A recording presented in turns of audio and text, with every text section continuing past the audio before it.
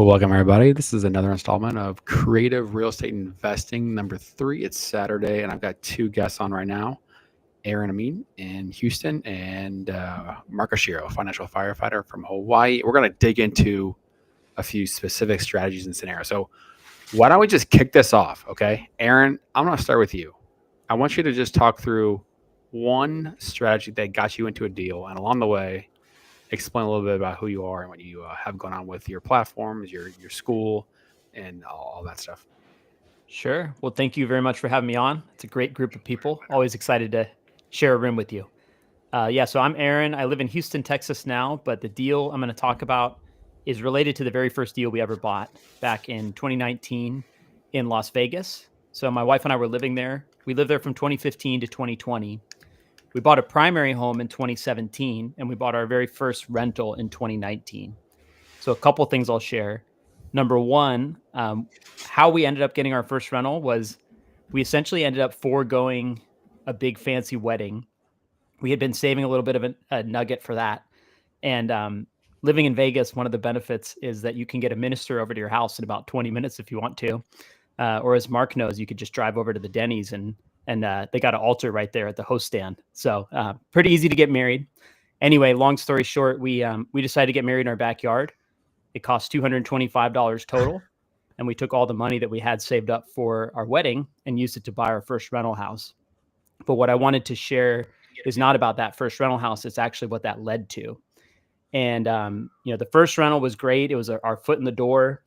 It was only about a mile away from our house. So we, learned kind of some of the first lessons about what it means to be a landlord. We didn't know a whole lot about how to underwrite and all that. So it was really just a test of how do we, we were self-managing. So we were setting up all our systems and rent collection, leases, all that stuff. But before we were really ready, even only a few months later, the agent that sold that house, he called us and he said, I have this very unique opportunity.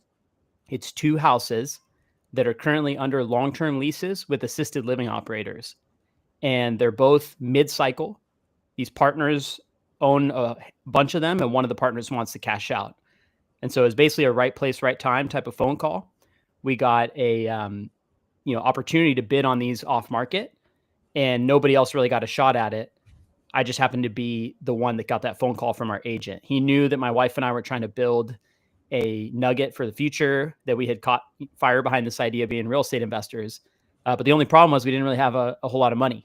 So this is, kind of the story I wanted to share, I guess, is that when the right deal comes along, you do your best to get creative and figure it out. And it did not come without risk, but essentially what we did was we ended up doing a cash out refinance on our primary home. And we sold off basically every last penny we had in the stock market at that time. We found a lender who was willing to do a 15% down payment on an investment property. And because we were doing 2 loans at once, I don't think this same lender would do the same deal in this market, but we had the benefit of it being the tail end of 2019 with much different conditions. And so we were able to cash out. It was about $55,000 from our primary home. And then between that and dumping out the piggy bank, we were able to buy into these 2 properties. And at the time, it felt like astronomically high interest rates. It was 5.99%.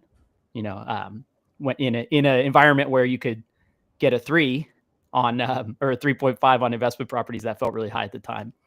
But anyway, we were able to lock into those deals, and obviously it has worked out very well. We are now kind of in residential assisted living as our full-time strategy. And I'll fast forward just, to answer your question, Joel, about kind of what my whole shtick is now. So we ended up buying 8 total rental properties across 3 states in about 3.5 years. So we expanded from those first ones right in Las Vegas where we were living.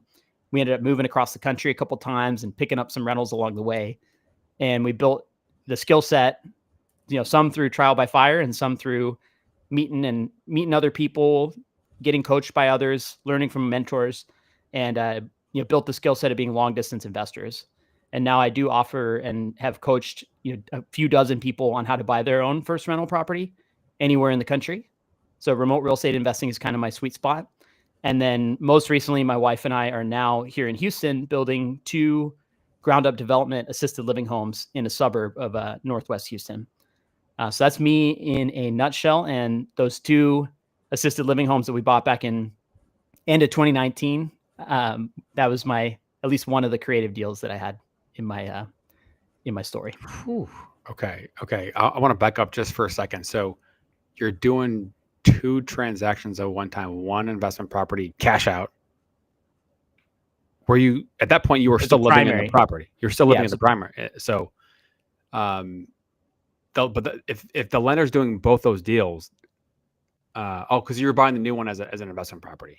Okay, I'm sorry, because I just did a deal recently where they were buying a new primary residence and they were pulling cash out of their existing primary residence. We called it an investment property, and when you do an investment property, there's no right to rescission period to fund on a primary residence. If you do a refi, you have to close and then wait 3 business days and then fund. I learned the hard way on this one that we couldn't close same day. We had to wait 3 business days on the primary, even though we were calling it an investment property. So 3 days to close, et cetera. So, okay. Yeah, I mean, rates at 5.99. Yeah, it seems like a distant memory, but and we refied those 2 houses 6 months later at 3.75. But this was 2020, which is that we'll probably never see that again. So we're very fortunate, and we don't take that for granted. We actually did 7 different mortgage transactions in 2020.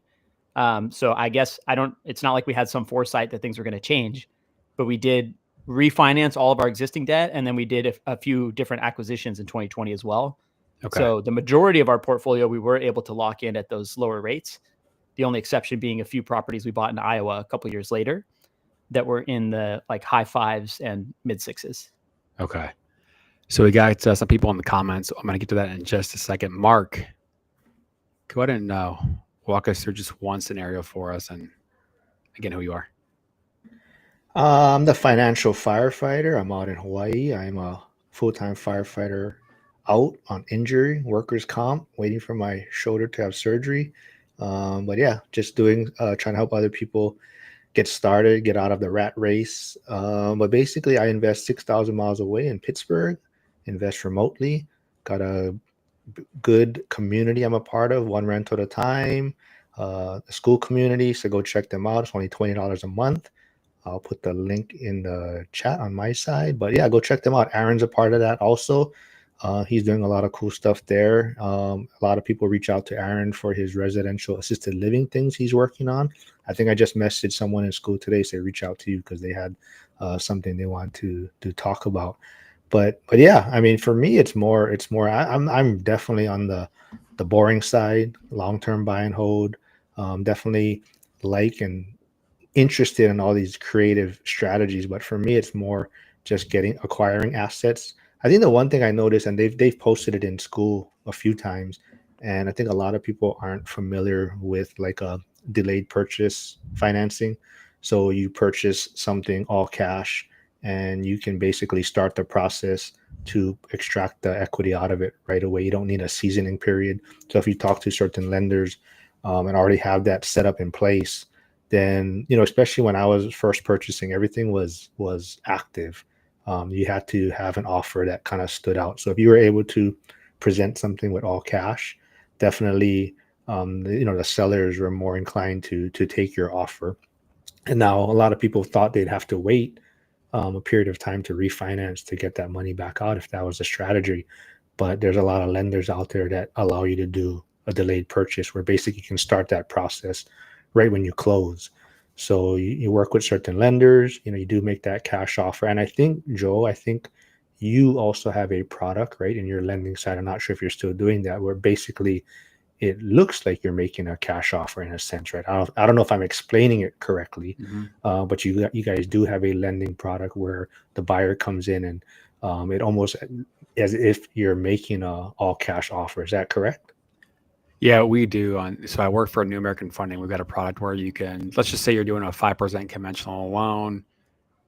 New American Funding literally goes and buys the property, and then the next day completes the financing with the borrower. Now there are some additional costs. I think it's like between 1% and 2% depending on the state. So in a very competitive market, it's something that could stand out. But in a lot of markets, things are a little bit more lax or buyer friendly. So it's not as a hot of a topic anymore as it was a couple years back.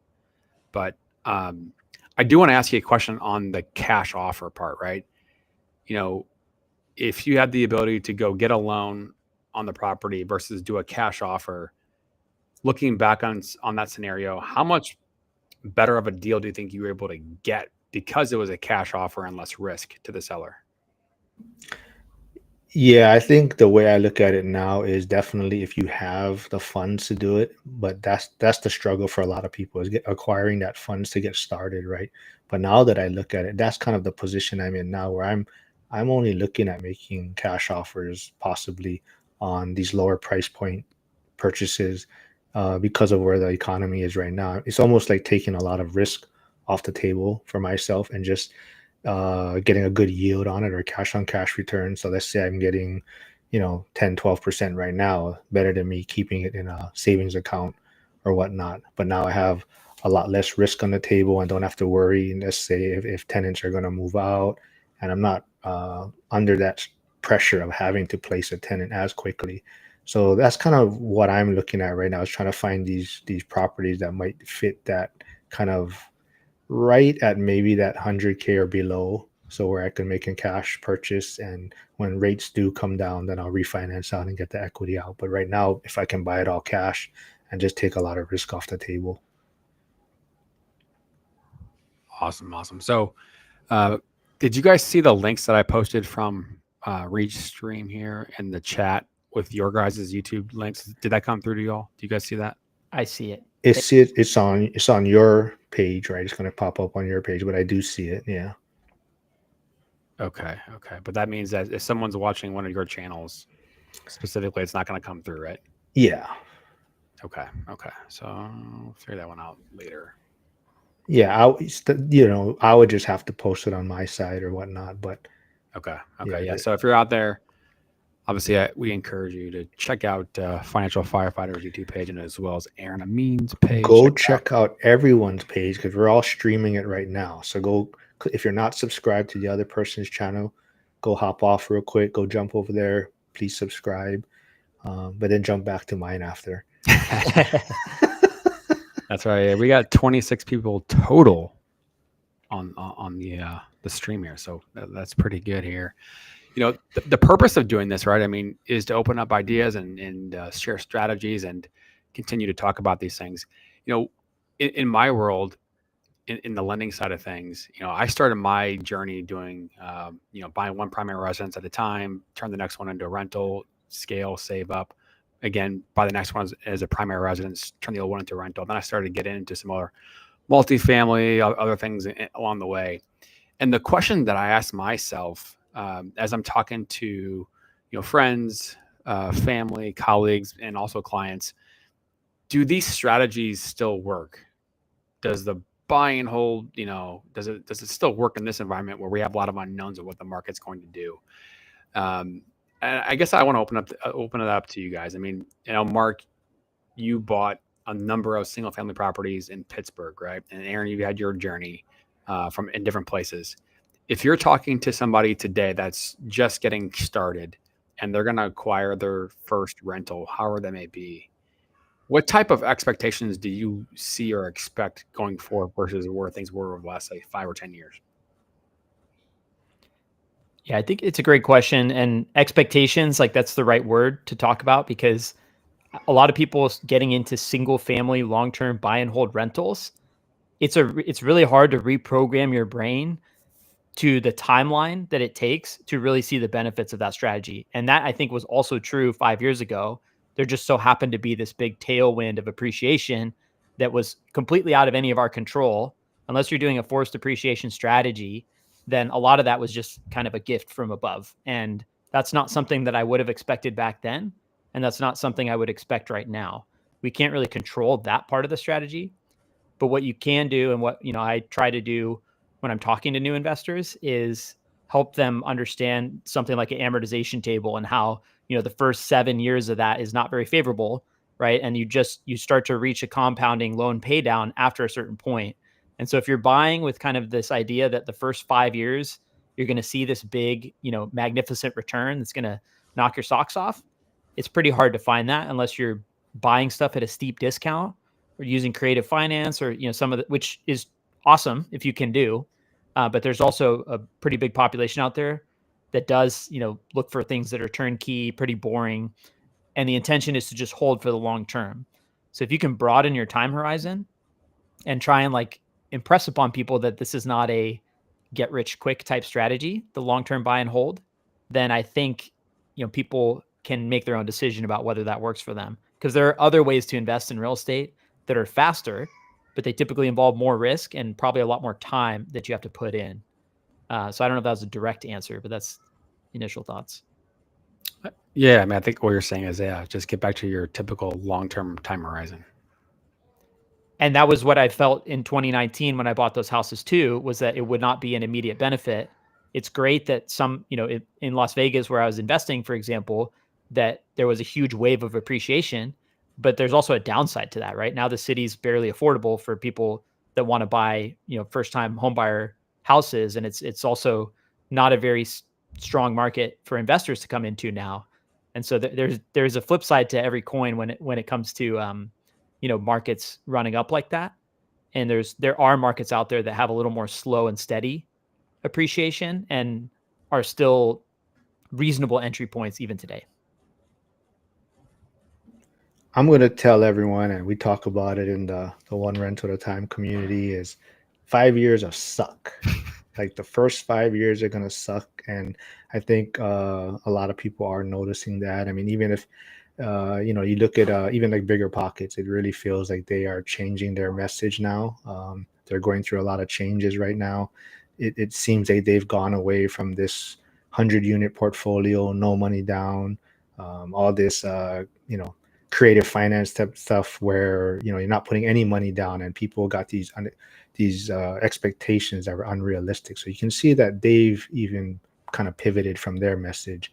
And I think, the creative finance space is amazing, and it's a tool, just like anything else. It's another tool that you can use. But the big thing is you just got to get started. And even in the school community, the one rental at a time, I've seen a few people that are still there, but I see them more in the sub 2 space now. And that's the path that they're choosing, and that's fine. But the main thing is that they've started, right, and they found their niche. And there's a lot of ways to do it. Like even Aaron, he's pivoting to the residential assisted living side. There's Jared, REI Jared, who's in the school community, who's killing it with the rent by the room method, pad split. And there's even Brandon Potts, who's build to rent Texas. He's doing the build to rent model. So, but the main thing is everyone got started first, right? And then they kind of find what works best for them. But like back to your point, Joe, I think the biggest thing, if it's possible, and we talked about it earlier on our other live with Curtis, if you can house hack, that's a great way to get started. And Curtis, if you don't know his story, PE turned RE, he had the opportunity to house hack or he bought a property that he found he could board off one of the rooms, and he lived in it with no shower basically. So he would shower at the gym, shower at his mom's house, girlfriend's house, but that's how he got on the property ladder. So to Joe's point, he's always stressing, get that first property, right? Save 25%, get your money, get your income right, and then get that first property. And if you can house hack, that's definitely the best way to probably get started. And once you do that, then now you can branch off into these other strategies that are out there, right? Like, sub 2, seller finance, and all these different methods out there. Yeah, the whole house hack scenario right now, I think, is a huge opportunity for somebody that's in their 20s or even 30s buying their first property. I want to dig into that in a second. But those that are in the chat here, if you could do me a favor, do us a favor. Where are you from, and what year did you acquire your first rental? Just so we can, because again, I know a lot of the people here are coming from Mark's network and Aaron's network, and I don't know everybody. So if you could do me a favor, where are you from, and when did you purchase your first property? Just so we can get some more feedback on what people are into and doing these days. The whole house hacking thing, because when I talk to people about house hacking who may or may not know about it, some people align it with rent by the room as what house hacking is. Some other people, and this is where my experience is more, hey, acquire a multi-family, live in one unit, and then rent out the other units. And my first unit was a condo in 2009. And then I bought a single family property in 2013. So I never got into the multifamily space. And again, that's part of the purpose for me even wanting to put any content out there, is that I built a portfolio over time. I never had a mentor. In those days, I mean, there wasn't as much information on social media as there is today. So what can I do from my seat to be able to help the next person? And if I could do it all over, I'd love to have acquired a multifamily property. But with where prices have risen over the last 4 or 5 years coming out of COVID and rates being high right now, obviously there's a lot of pressure, forcing people out of affordability, and the affordability metrics especially for people that are younger, is just out of this world. So there's more ground up construction in the multifamily space. So they're building this infrastructure for a renter society. So if I'm 25 and I can increase income, save money, get into my first property, let's just say it's a duplex or a quadplex, and I have somebody in mind who, played baseball at a D1 school, good, college area, massive amount of rent demand. And he bought his first property as a quadplex and rented all the units to baseball players at school. Great opportunity. And so he's got that network. And imagine if you're 25 and the number of people who obviously are only going to be renting, they're never going to be in a position to buy at age 25, only in time. So if I got my stuff together and I have my income and my credit and my assets already in place, and I want to go buy a property, because in my mind, I bought my first property to minimize risk. I'm in a 100% commission job.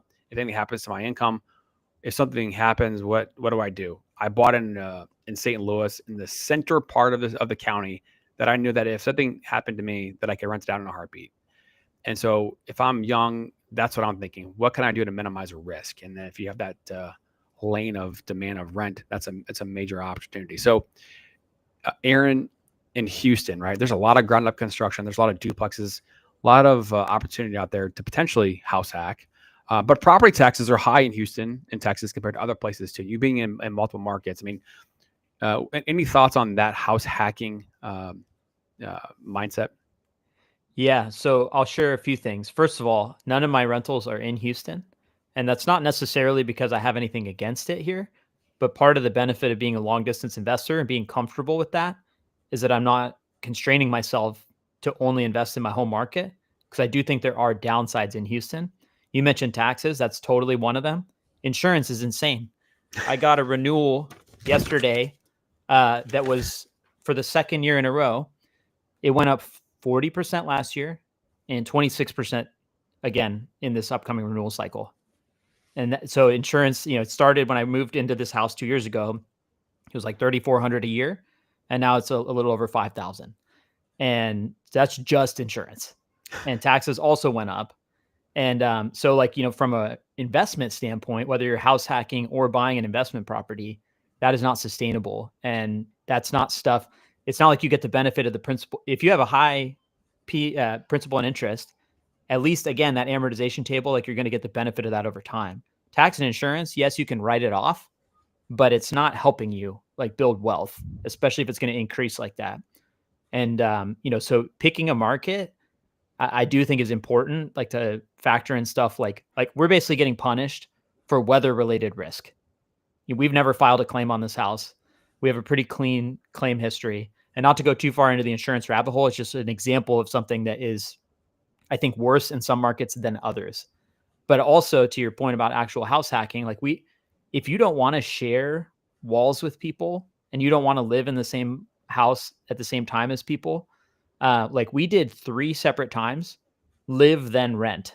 We lived in a house for at least 1 year. In the case of our first house, that one that we refinanced, I always talk about this, how we got 4 uses out of the same house. We lived there for 3 years. That was the first house we ever bought. It was a personal, we got a lot of good personal use out of it. We refinanced it, used it to help buy those other 2 houses. We moved, we kept it as a rental for 3 years.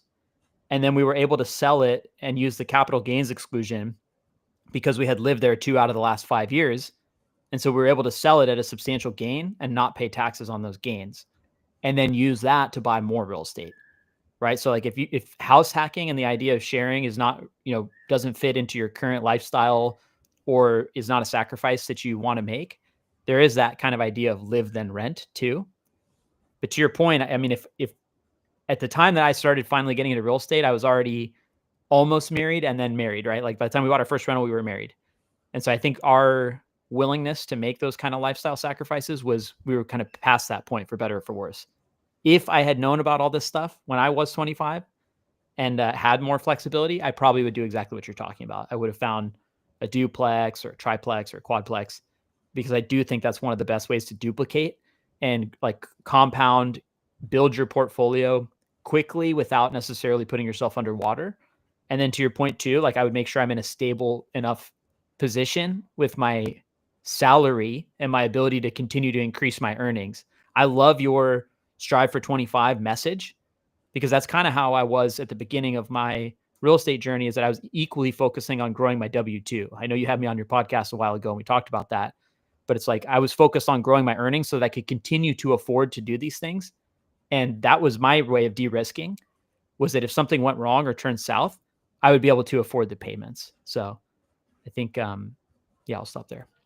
No, that's good stuff. You mentioned, hey, Houston is not the area that you're currently holding rentals. So you mentioned Las Vegas. Like, where are your properties? Yeah, so currently we still have properties in Las Vegas, Central Washington State, so not Seattle area where a lot of people, tons of appreciation there, but also one of the most highly regulated areas and one of the most expensive areas in the country. So ours are in Central Washington in an area called the Wenatchee Valley. And then we have a couple more in the Quad Cities in Iowa, which is right where Iowa and Illinois cross the right at the border where the Mississippi River splits those states. Very cool. Very cool.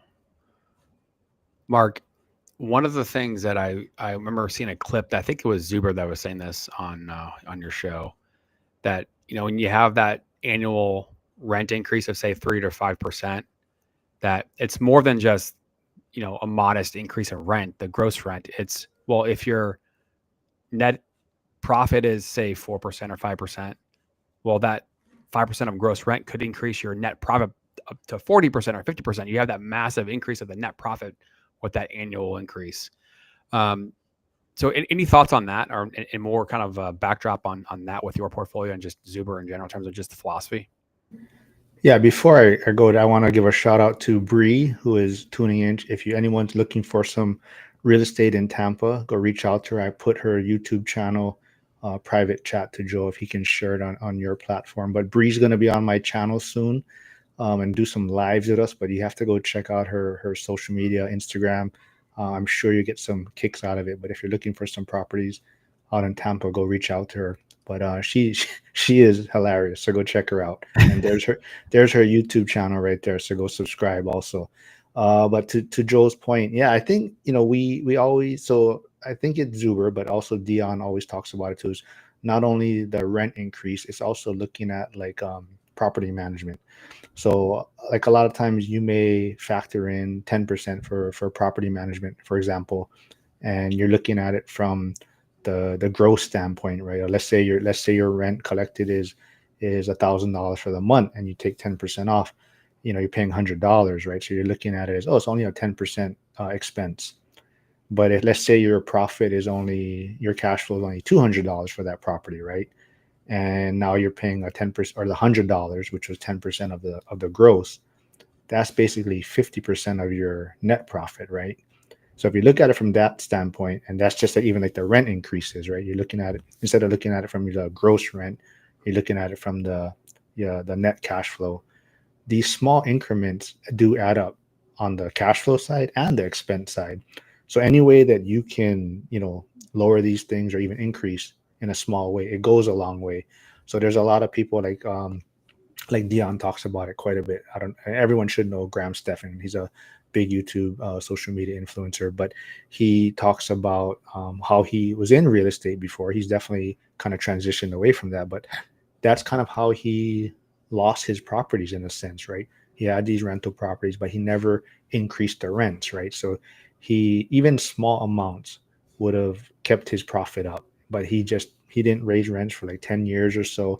And basically, that's how he kind of lost these properties. And now when it was time, his rents are way below market rent, whatnot. Now you have all these repairs or expenses you have to pay on the turn, and you haven't been collecting this cash flow for 10 years now, or this extra cash flow that you could have, right? So even these small increments do add up. And even like insurance, Aaron talked about it in his market. Insurance has become an issue, and Bree, if she's still here in Florida, right, insurance has become a big issue in those markets too now. And so now everyone is starting to figure out little ways how they can lower these expenses, right? And I think Curtis didn't touch on it earlier, but on the live earlier, Curtis has been sitting down having coffee with a lot of these owners of bigger portfolios, and there's some of them out there that this one individual who I think he says he might have like 30 units now, all paid off though now, but he doesn't even keep insurance on them. That's his strategy now, because he's dealt with so many insurance companies that he feels like it's such a problem to collect from them that instead of paying them, he just allocates money as like his own insurance policy that he's building in his cash reserves. So that's that individual's strategy, right? But basically, my point was always you got to get in the game first and acquire these assets, and then you're going to figure out ways what works best in your market. So like Pennsylvania, knock on wood, insurance hasn't been that much of an issue compared to maybe like the Texas market, but property taxes are still an issue in Pennsylvania, and they have high transfer title fees, right? So every market has their own kind of problems you have to assess, right? But that's why it's always good to reach out to someone that's been investing there before you, right? So like if you are interested in Texas, reach out to someone like Aaron, who can give you kind of the headaches that he's already gone through, right? Some of the struggles that he might have made. If you want to invest in Pennsylvania or whatnot, reach out to me. Pittsburgh, I'll tell you, hey, like if you're going to, some people think they can just buy a property in their name and then transfer it to an LLC after. But in Pennsylvania, you're going to have all these transfer title fees you have to pay, and it's like the highest in the country. So there's just these little nuances each market has. So reach out to someone that's been doing it, and definitely, that's how you'll kind of lessen the 5 years of suck, maybe. The first multifamily property that I acquired, I bought 2 in 2017, and I used a similar strategy that helped me, minimize the out of pocket. So I got these off market. I was able to get pretty good prices on them, and I was doing a commercial loan, which the product was going to be a 5-year balloon, 20-year amortization. I don't even remember what the rates were initially, probably in the 5s, and the appraisals came in quite a bit higher, and they let me take the loan amount up to 75% of the appraised value, and which essentially, when all is said and done, instead of putting down say 20 to 25%, I ended up putting down like 5%, 10%, less than that. And I also negotiated a repair credit with the seller, and that helped me bring the out of pocket down too with closing costs. I was able to get into these deals with pretty low dollar amount out of pocket, and because there was some upgrades and things that need to get done to get the property into better shape. The reason I bring it up is that from a lending tool standpoint, your typical commercial bank is going to offer a 5-year balloon, 20-year am. And after 5 years, that note's going to renew, and you'll have to refinance into a new note.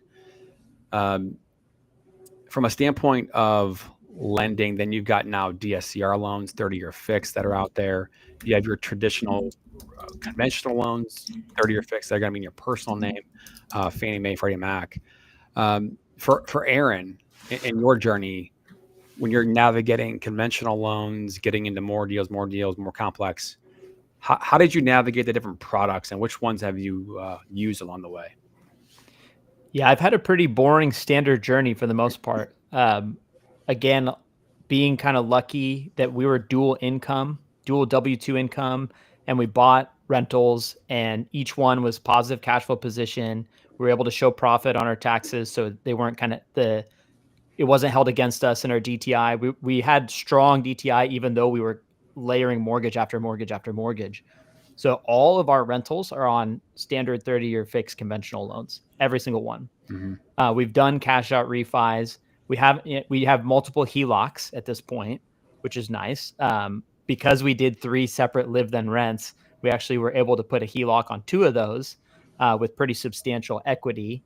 And then we've used those HELOCs in a couple different scenarios. We did use a commercial loan at one point. We did a flip last year. and it was actually 85%, which I was surprised by. And then they did a construction loan, but that was just one that we structured with the local regional bank, that they were willing to be flexible with us due to we were partnering with someone who had a lot of flip experience, and then we had a strong balance sheet, so they were willing to get creative even in a kind of crazy environment in 2024. So nothing too crazy. We are now in the middle of applying for an SBA loan for this new project we're doing, but this is more of a small business play and a development play than a rental property. So I don't know that it applies much to the context of a standard rental investor, but it is interesting to learn the complete different process of going through a commercial and an SBA loan application versus going through a personal, Fannie, Freddie, conventional. It's a totally different evaluation and risk rating process that they do.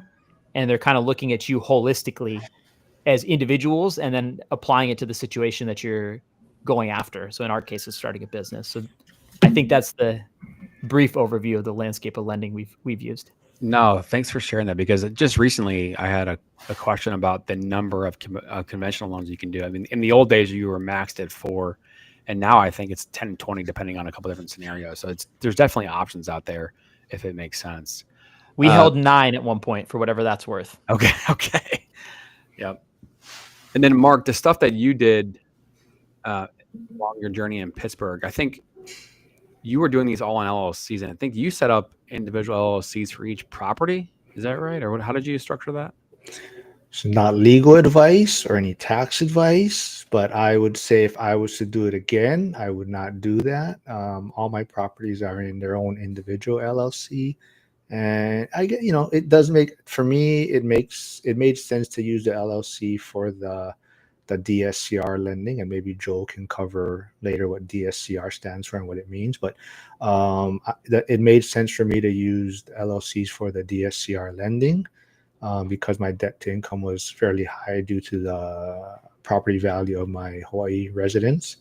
So that's why I chose that route. But now for putting each property in its own individual LLC, to me, that's a little overkill. I can see if I was to do it again, and I would probably put maybe $1 million worth of asset value per LLC, just to save me some bookkeeping headaches, renewal fees and things like that. So some people do use it for asset protection and whatnot, but from my experience, there's so much you have to do right to keep that asset protection structure in place. And I definitely feel as if someone was to sue me or go after me, they would easily be able to pierce the veil of my structure because of all the mistakes and commingling of funds I made.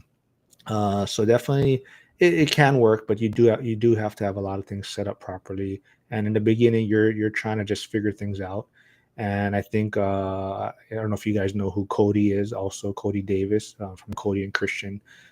Cody is, what is he, like 23 or 25 now, multimillionaire, but he started when he was like 20 maybe, but all his stuff was seller financing at first.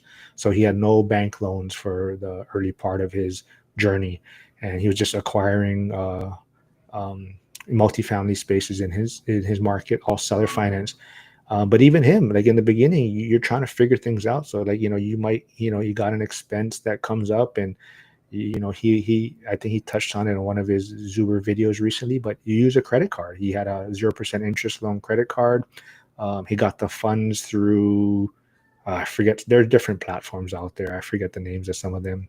But you can get the funds through that, and then that's how you pay the bill. But now you have 0% interest on your credit card for maybe 18 months. But in the beginning, you're trying to figure stuff out. You're trying to figure out how to pay bills and get through some tough times. And I think, like I said, I commingled funds so much in the beginning that it would be easy for someone to pierce the veil on my structure. Pierce the veil. Don't give anybody any ideas, Mark.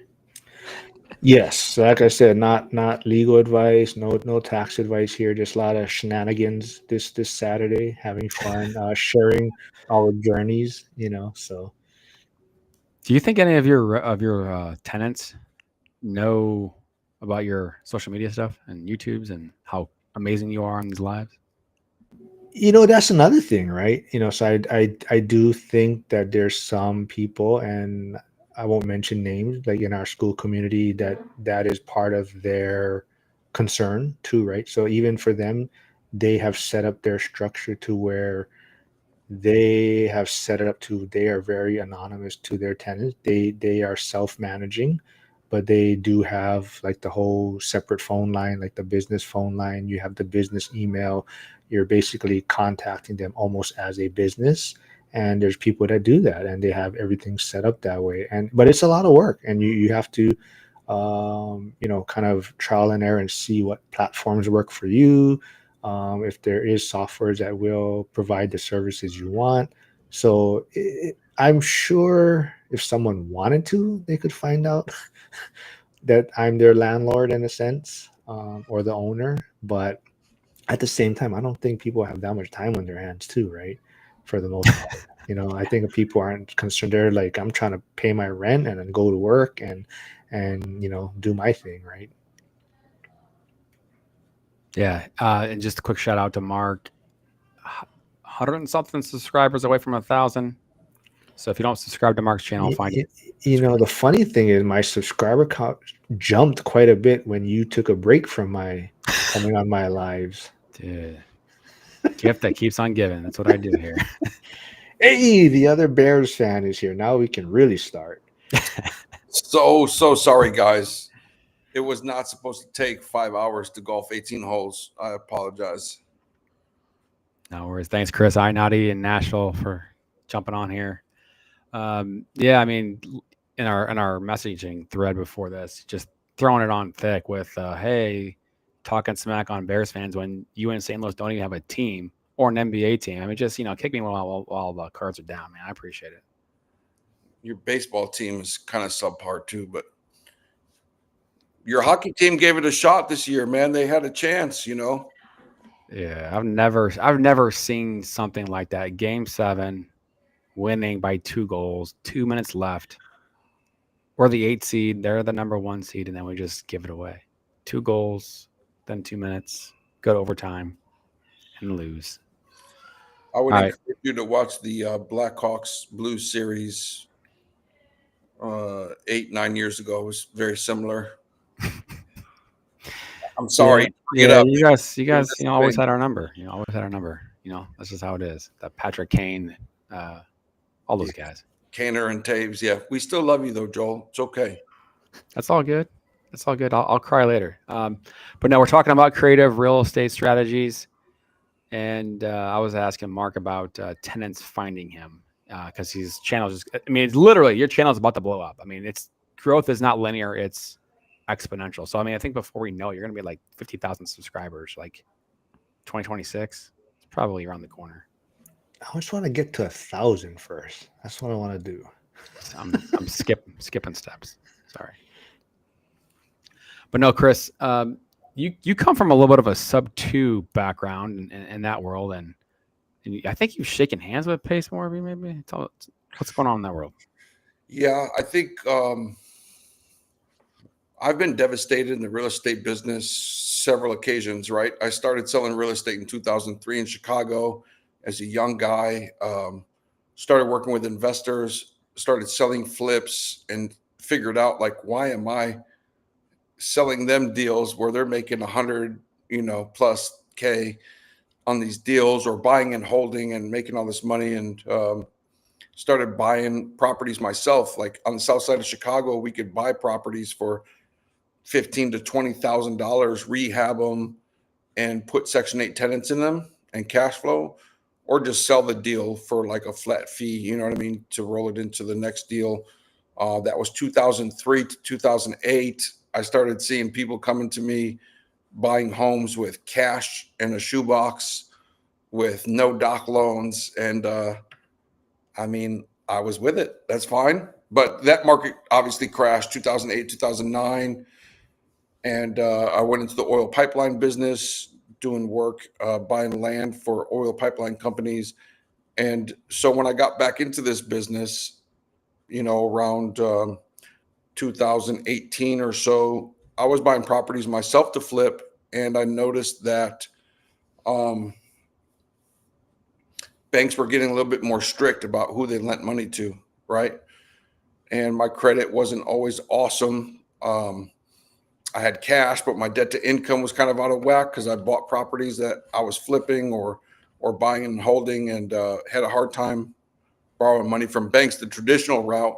Heard about Pace Morby, start following his community, and eventually paid to get into the mentorship and start really learning about sub two.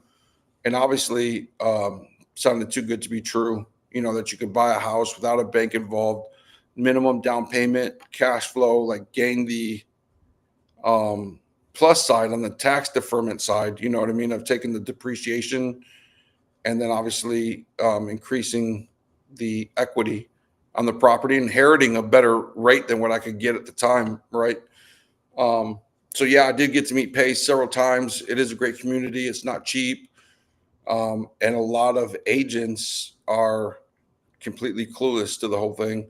Most real estate associations are against it and consider it illegal or unethical or whatever. And so it's become my purpose to educate other agents, buyers, people, to let people know, like, this is an option, whether it's crappy credit, little cash in the bank, or DTI that's out of whack. Like, there are ways to buy, own property, have your name on the deed, cash flow, and gain equity in a property. You know, 5 years down the road, you could take that cash that you make and use it to leverage other properties, right? So anyways, that's just kind of been my my thing for the last 2 to 3 years, and it's been awesome. It's been amazing. I'm still struggling trying to educate others on the whole process. It's creative finance, but there's a lot more that falls under that creative finance bubble besides sub two. There's seller finance, there's lease options, there's contract for deed. Just in a market like this, you got to find ways to be creative and shift and mold yourself to the market and find ways to make money. I wanted to just take a second and can you guys hear me okay? Yes, sir. The paying to get into a community on Mark's live that we were on earlier this morning, one of the questions came up with Curtis, PE turn RE, about potentially paying a coach or a mentor or a group. And, you know, I know Pace's platform is expensive, and there's a lot of those out there. I mean, I think Grant Cardone charges like $25K to be in his program, and they analyze deals, they underwrite deals, and, you know, get on calls. And I've seen some of that stuff before. And is it necessary or not? I don't know. But this is a question for Aaron that I wanted to ask you. So some of the people that are in your community, you know, your students that are in the game, want to be able to get into real estate and build wealth. What are you seeing as a couple examples of the type of profile that they are at that point? And then what markets are they buying in? And if you could just explain a little bit about your community, and I guess even what the costs are and all that stuff. Yeah, sure. No, I appreciate that. So our community is called the Remote Real Estate Academy. I have one partner, Nathan Murith. He lives in California and invests in St. Louis and Indiana. And then I live in Texas and invest in Washington, Iowa, and Nevada. And we both work full time. We got young kids. So our kind of average person is someone who lives in a high cost of living area and probably has high W-2 income, and they want to diversify out of the stock market, cannot afford to invest in their own market. And so they want to build the skill of investing anywhere in the United States and accessing opportunities in markets that they can't afford. So for the most part, it's we teach the real estate fundamentals, but it's also how to balance it and mix it in with other competing priorities in life, you know, without sacrificing your ability to continue to grow in your W-2 career, without sacrificing the time that you want to spend with your family and on your health and wealth and relationships and all that jazz. So there's elements of time management and just like overall kind of mindset towards tackling things on the side, mixed in with all the real estate stuff. Most of the people that we work with are from the West Coast. We have a couple East Coasters, but that kind of like coastal, you know, Bay Area, Seattle, places that are very expensive but have a lot of like tech jobs. Nathan works in tech. I'm assigned to tech companies often for the consulting company I work for. And so we just kind of have a network of people that are in that exact situation. And where they typically try and invest is a lot of people have been gravitating towards Ohio. There's a couple agents that we have in our community that are actually members that service Ohio, multiple markets in Ohio. And one of the great parts about that state, it is very investor friendly in general, but also there's kind of a range of options. So like Cleveland, is a pretty reasonable cash flow city, depending on where you go, of course. Then you got Columbus, which is kind of an emerging growth market. You got Cincinnati, that's kind of in between. There's places like Dayton or Akron. Like there's quite a few different types of markets there. And so if you want to, you can kind of build teams regionally there. And so we do have a few. I think that's the most common place that our students have been flocking to. We also do market spotlights. So we've been doing one every month. And we're trying to do basically bring our connections and the people that we've met that we know and would vouch for on our own, either people that we've worked with or people that we would trust. And they'll come in and they'll present on, make the case for why to invest in their market. So we've done St. Louis, we've done Atlanta, we've done Ohio, all the markets I just mentioned, Chattanooga.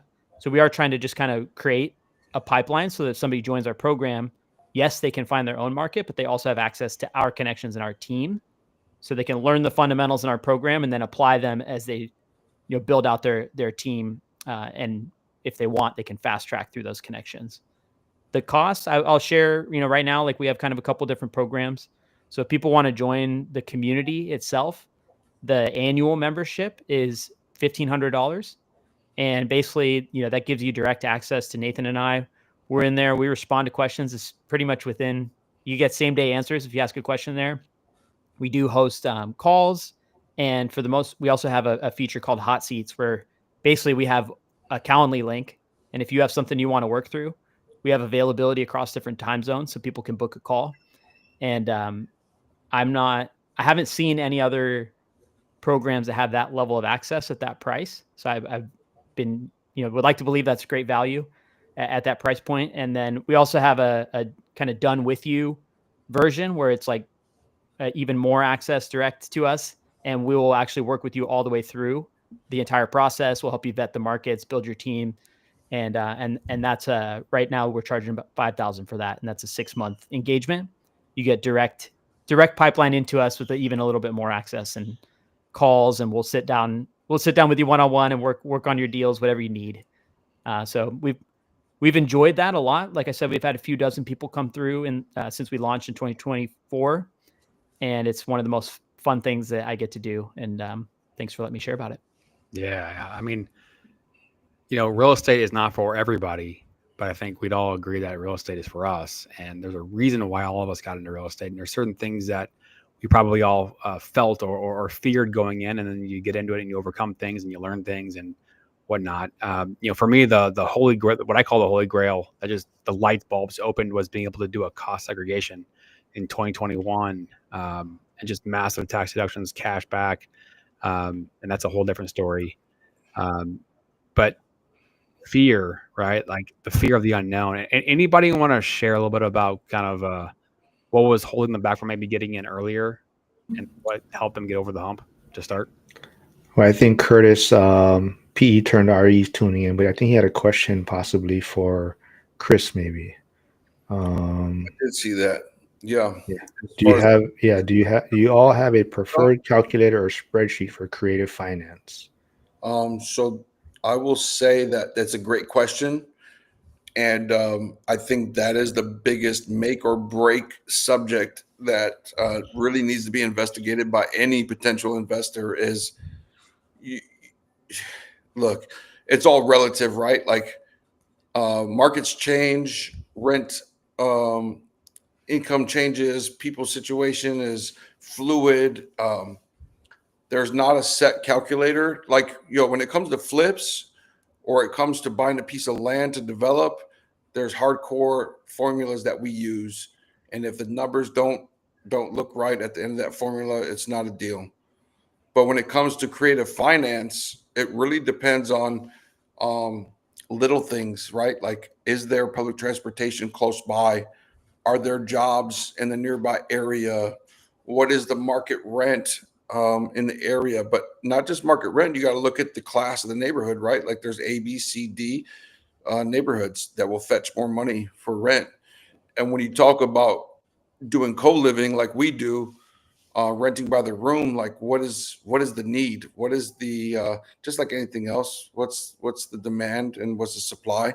Taking that into consideration, and there's so few people doing that right now that those numbers are almost left open to translation. So it just takes more due diligence than it might for some other typical deals. If you just had a 3-bedroom house that you wanted to rent out to one person, well, now you got to look out and kind of do some math, like what is a 3-bedroom house getting and what are people willing to pay? And to me, the only way that I do it is I get out in the streets, I go hang out in that neighborhood and I meet people. Like there's nothing wrong with finding new neighborhoods, finding a cool restaurant, whatever is a trendy spot where everyone hangs out at, and just meet people, be social. What are you paying for rent where you live at?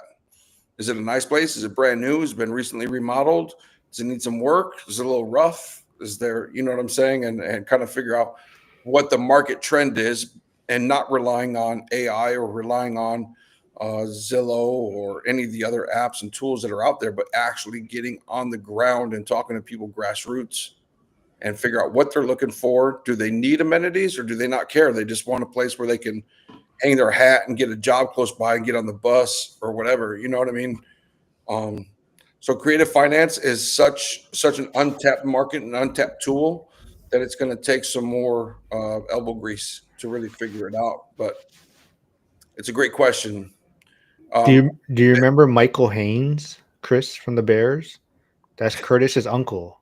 What? Yeah, Curtis is a big Bears fan. Wow. So, yeah, give him a shout out. We're all, big shout out. We're all missing Mongo. I got to hang out with Mongo fairly often. Being from Chicago myself, I got to hang out with Dick Butkus's son on a regular basis. He passed away, man, and we got big hopes this year that yes, thankfully we have a city that can actually hold on to a football team for generations. You know what I mean? And not only just generations, but stay in the same building on the lakefront, beautiful Lake Michigan, Lakeshore Drive, downtown Chicago. You know what I mean? Like they don't just pull up tent and bounce out to somewhere else. So I mean, like we're blessed. Sorry, Joel, I wasn't naming that at all, man. I was just jabbing you. I was just so blessed. So blessed. He's been poking though. Come on. He's been poking. I was gonna let him live, but he's been on social media jabbing at me. That's right. Well, when you said Michael Haynes, I immediately thought of the New Orleans Saints wide receiver, but then I forgot y'all are Bears fans. I don't even know who that is. The lineman. Sorry. Michael Haynes was a running back, wasn't he, for the Bears? No, D lineman from Penn State. My bad. Yeah. I apologize. But yeah, God bless him. Curtis actually hates the Bears. He's gonna get so mad that I said he's a Bears fan. You set me up. That's all right, dude. It is what it is. We don't have much to brag about, but as far as this conversation goes, man, I think it's the time, it's the place. The fruit is ripe for the picking. You have to think of other ideas outside of the box. Consistently bad, he says. That's great. He's being honest though. I just shot 19 holes or 18 holes with a broker with Keller Williams that owns 6 different offices here in Middle Tennessee, and a lender. And we all had the same thing to say, like the market right now is pretty stagnant. And so when I talked to him, when he asked, what do you do? This broker, this big shot. I don't know if he'll see this. If he does, it's okay. He's doing very well for himself. But when I mentioned to him, like I work with a lot of investors, I try to educate agents and investors about creative finance and how to buy property without a bank and without having to come out of their pocket a ton of money. And he was befuddled. This guy's a multi-millionaire, owns multiple offices of Keller Williams, that's very successful in hot markets in the Nashville area. And he had no clue what I was talking about. And if you're hearing me, dude, sorry. I know you shot better than me, but kind of disturbing that you own that many offices. You have no idea what I'm talking about when it comes to creative finance. So that's just facts, man. I mean, we got to be savvy. We got to know all the creative finance options. Like back in the 80s when Reagan was president, And those interest rates back then were like 15%. Yes or no? Sub 2, buying property subject to, like you could buy cars subject to, you could buy businesses subject to, you could buy motorcycles subject to, you could take over people's mortgages. It doesn't matter what it is. And you should at least know that that's an option. And everyone's big thing is like, oh, the bank can call the loan due. Okay, do they want the money? Do they want to make sure the loan's getting paid off? Or do they want to call the loan due and not get paid and take somebody to court and pay lawyers and try to fight somebody for the money? You know? So yeah, I mean, I've never heard of somebody their note being called. Again, that's just my experience. Not like it's a massive thing, but I've never heard of it. And if they do, that doesn't mean that they're not willing to negotiate. And you can transition out of that into a lease option to, satisfy their concerns or whatever it might be. But anyways, I found my little lane and I'm sticking with it, man. I think it's a great option. I'm sorry, Joel, it doesn't get you as many applications as you'd like, but yeah, if you just bring the rates down, buddy, we won't have to do this anymore.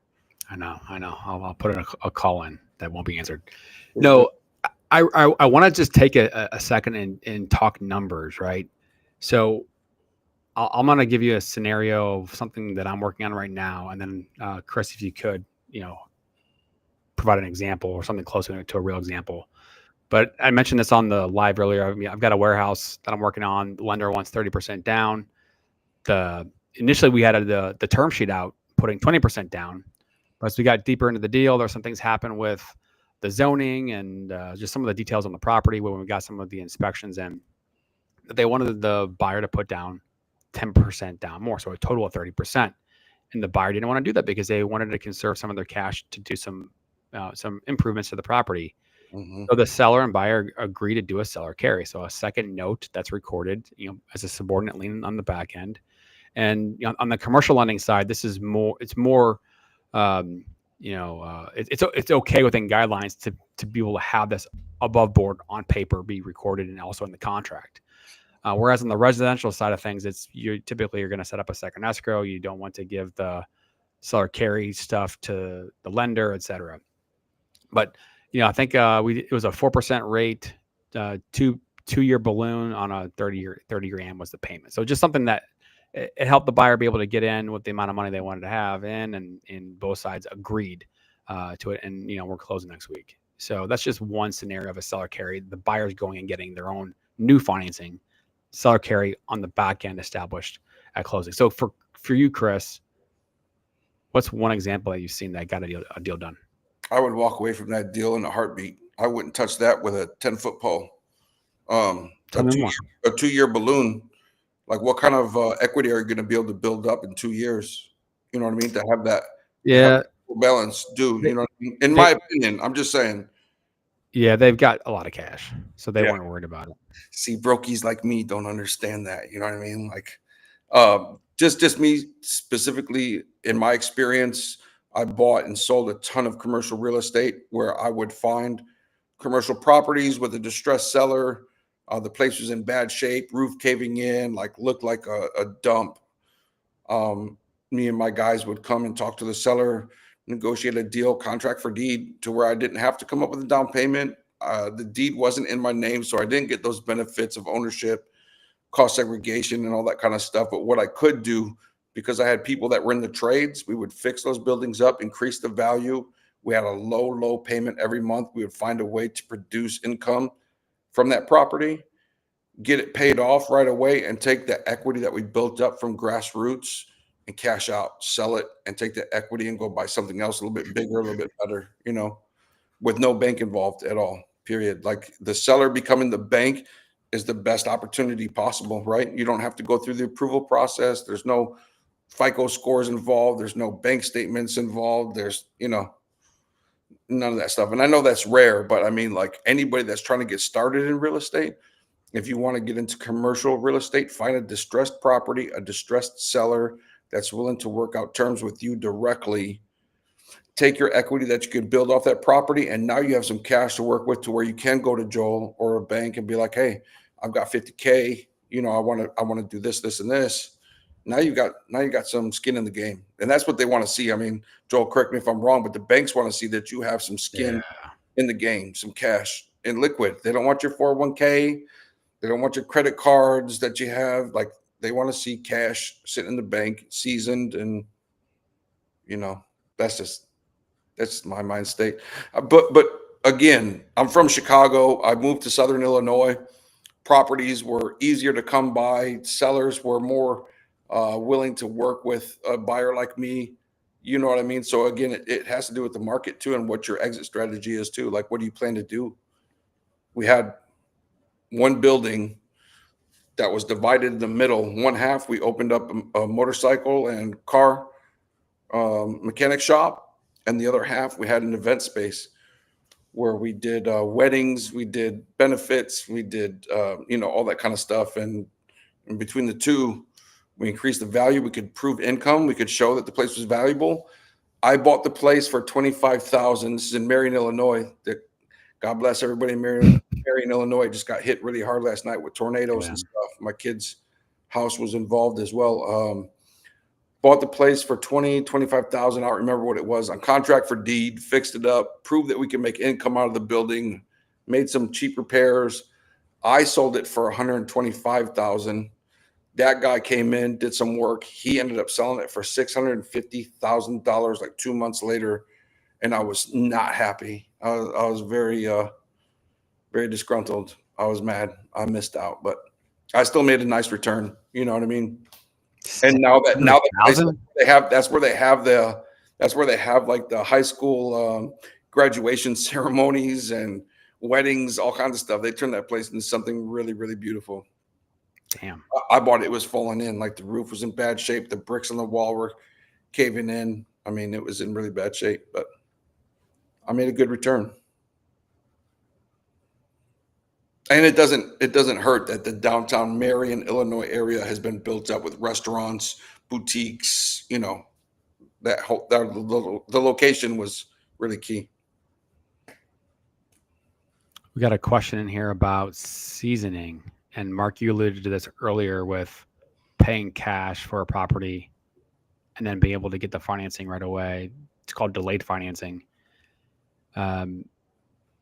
So that one thing with that is it has to be an all cash purchase. So like, if you're going to do a traditional refinance, technically, usually you got to have like 6 months seasoning. But if you do an all cash purchase, then you can basically start it right after the initial transaction closes. And then speaking of HELOCs, Aaron mentioned getting HELOCs on properties while he lived in them, and then being able to use those to navigate the acquisition process. And so on the lending side, if you go get a HELOC by cash, that would count for us to be able to do delayed financing right away. And there's another layer of that when you get into fix and flips and bridge loans and the commercial side of things that I'll touch in a second. But can you post Frank's the PayPal link real quick? I know you posted it earlier on your page, but Frank is selling the ORAT t-shirts for the event next February. So how do I do that though? You shared it earlier. I put the PayPal link in the private chat with us. I got it, but how do I share it to the right place? Oh no, you can share it on your page, in your comment, in your chat. You can share it again. Oh, okay. If I could just piggyback on the seasoning subject. Yeah. There's also the issue with, for example, we bought a property in Clarksville, Tennessee that had the house blown off the foundation during the tornado last year in December. We bought the property because the engineering department said that the foundation was good, that we could build on top of it, and we wouldn't have to do anything with the foundation. We got a construction loan. We started new construction, start building the home.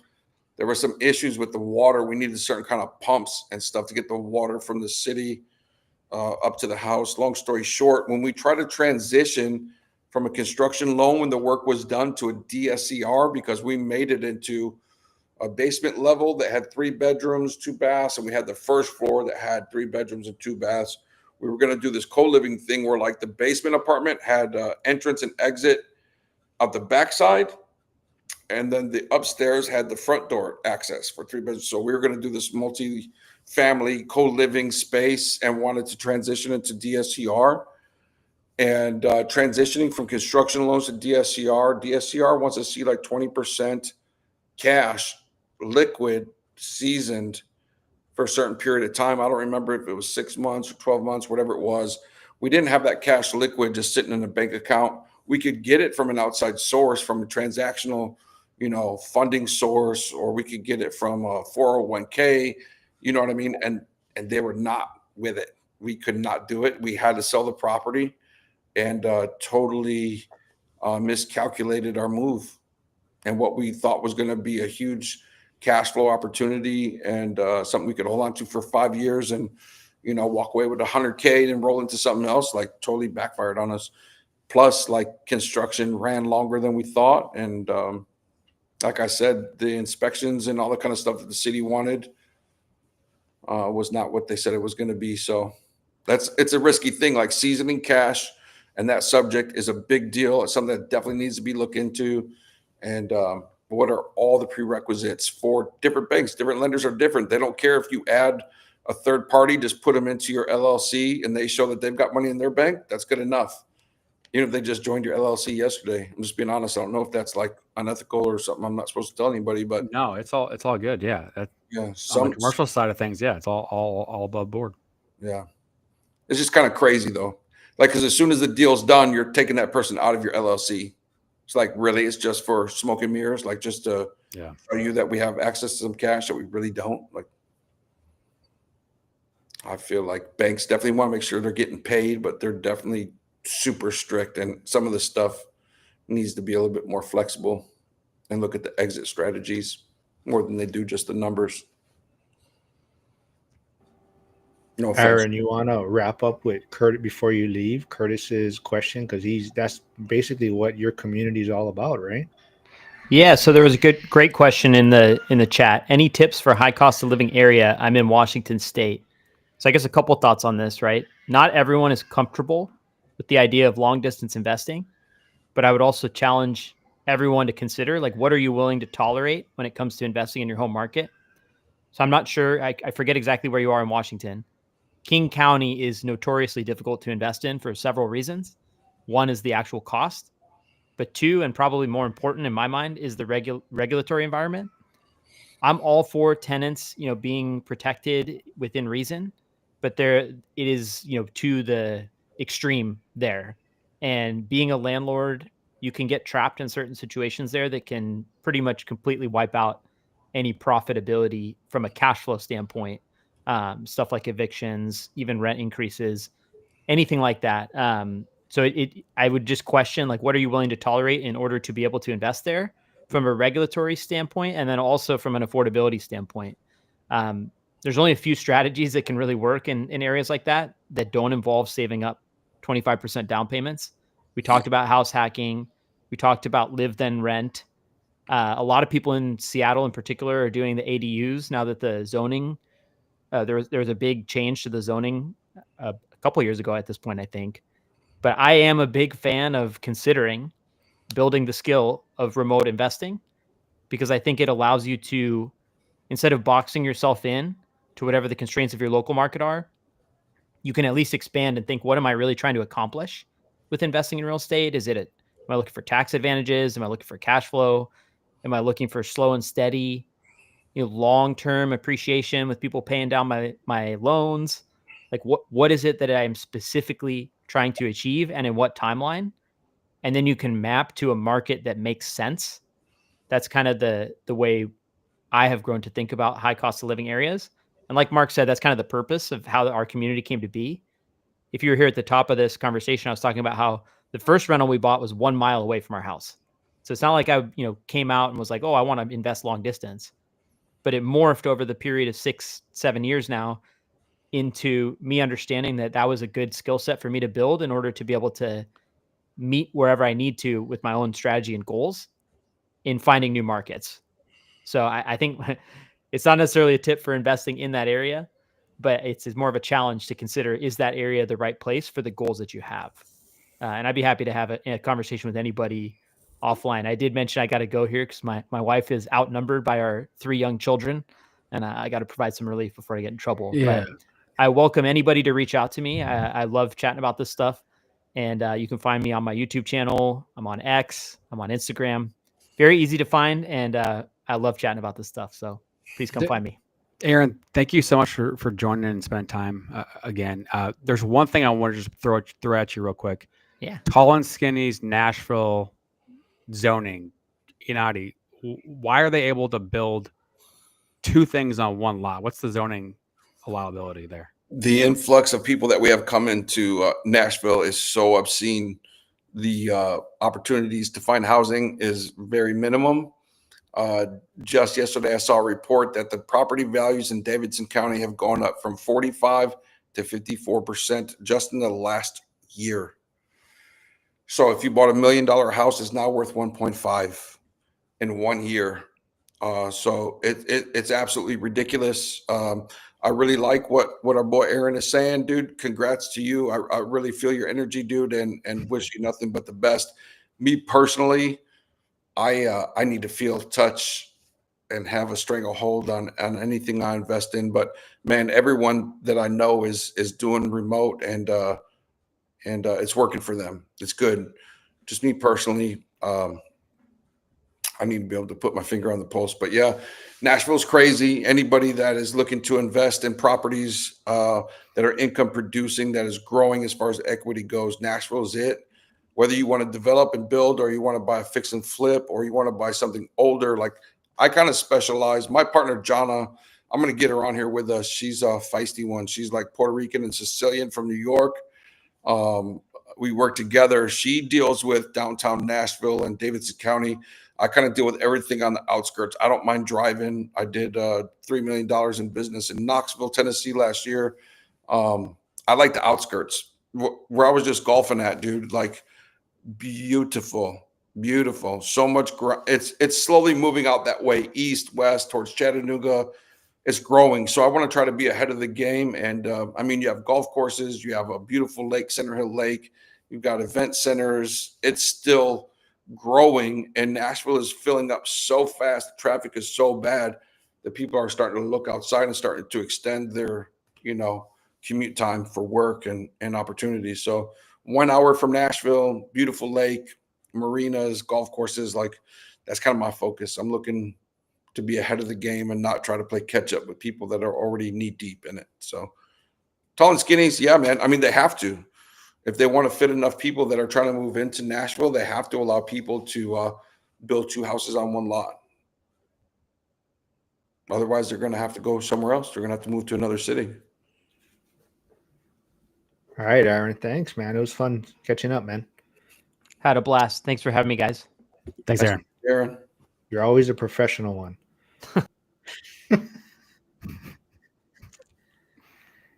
what are you trying to say, bro? Am I we're the fun ones. He's the professional one.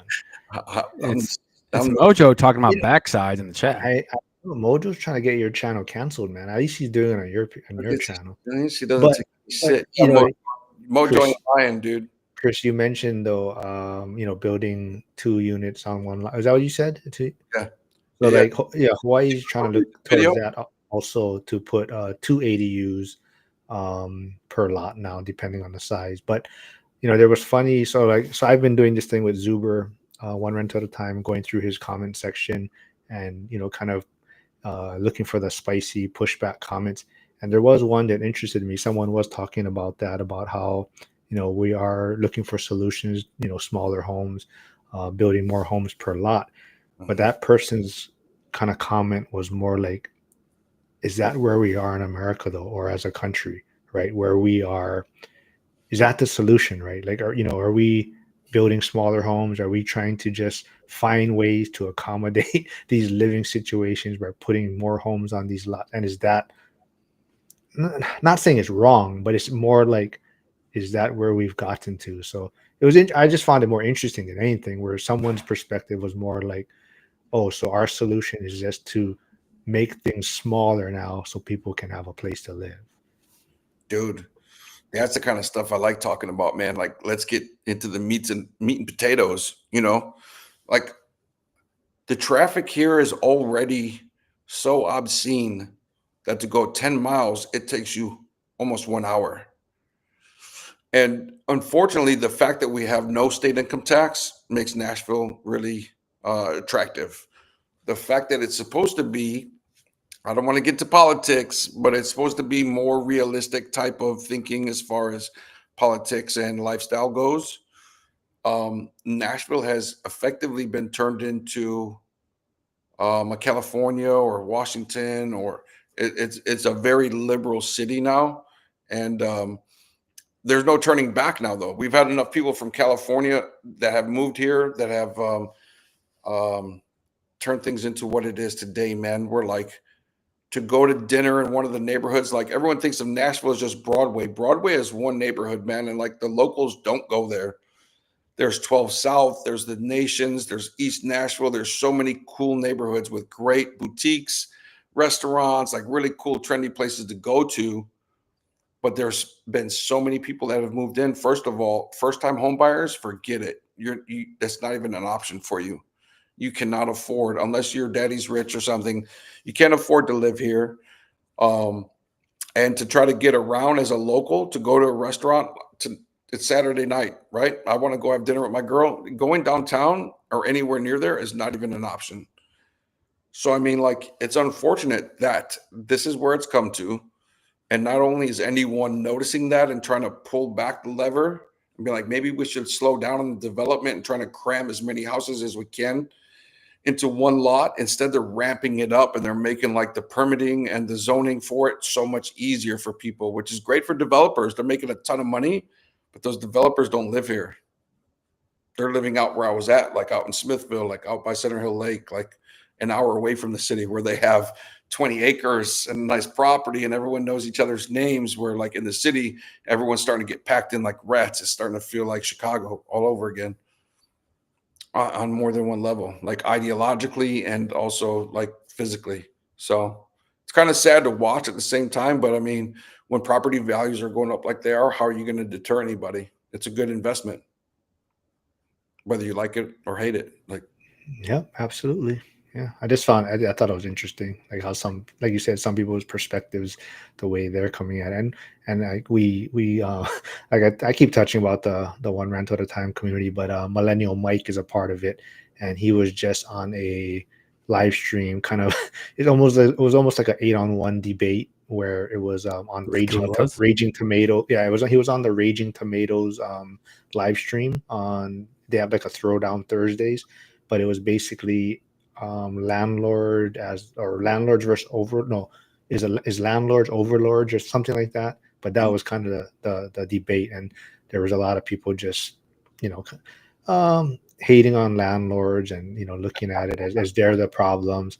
And then a lumberjack landlord is going to be also on that channel on June 5th, and he's going to be debating about kind of the social program Section 8, because his experience with it is it's a program that really needs to be overhauled, and that's his experience with it.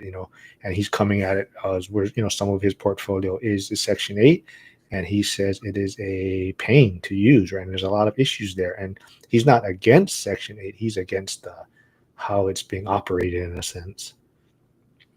We touched on that the other day, dude, and I was glad that you brought that up, man, because I think Section 8 has been a big boo-boo for a long time and needed people's attention, and it's just been kind of swept under the rug. And yeah, man, I mean, it's time to expose and put everything underneath the light. What's the biggest problem? You get incentivized for not having a father in the home, period, point blank. And I say that unashamedly. You should not be given a benefit for not having a father in the home, period. And the fact that there's no time limit on how long you can utilize that benefit that actually comes out of our pockets, as far as like the working class. Like, yes, it's definitely needed for a certain demographic and people in a certain situation, regardless of color or where they come from. But it should not be an end all be all. It should be a bridge to help you get from A to B. And